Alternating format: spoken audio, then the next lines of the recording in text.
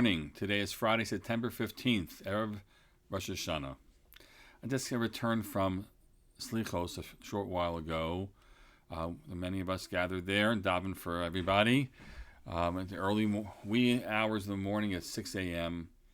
And it's a powerful opportunity to offer tefillot, to offer those prayers, asking Hashem to hear our call and to be merciful to us and to forgive us.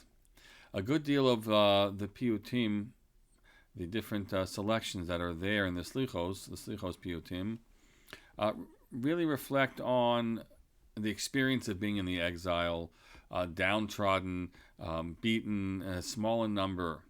And reciting them, those prayers, feels gratifying on some level to be able to say, wow, we're not experiencing all of that. We're not experiencing all of that anymore.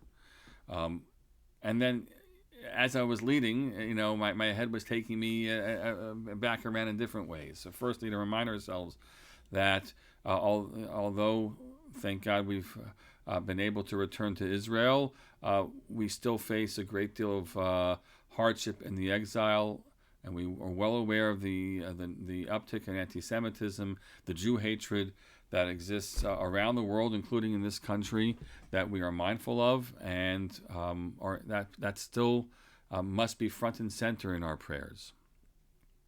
At the same time, I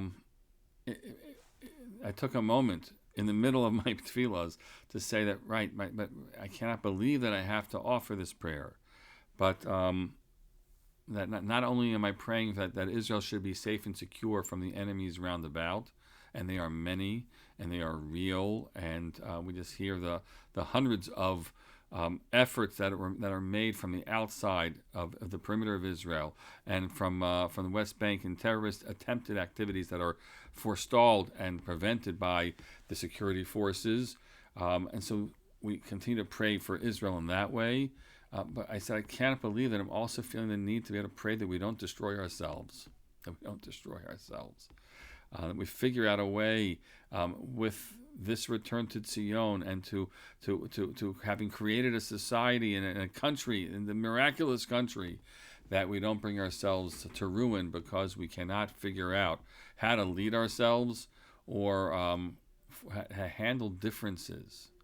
That differences really are fine, they're good, they're healthy, but how to handle differences in a way which is just and fair, which comes from a sense of covenant, the bond of the bond of the covenant that we so deeply have been repeating to us in the Torah readings in the past few weeks, that we should feel that covenantal bond with one another that would prevent us from taking certain types of actions in an extreme way without bringing people along. And people shouldn't be so reactionary on some level, but are certainly alarmed because of the sense that there isn't a respect for the voices of all, and that's a lesson that had to be learned in both directions. But right now, Israel really is facing that existential crisis. And so, as we offer our tefillot this Rosh Hashanah, as this year comes to an end and the new year begins tonight, we have to daven for all of that. We're asking God to save us and forgive us and protect us from all that endangers us. At the same time, we are really davening that Hashem should give us the ability to recognize in one another our shared fate, our collective fate, and the beauty of our nationhood together, and to be able to move forward in a way which answers the needs of and the drives of and the goals of the Jewish people writ large. May God indeed hear our prayers, and may this coming year be a year of peace, a peace from without, and peace amongst Israel as well. Amen.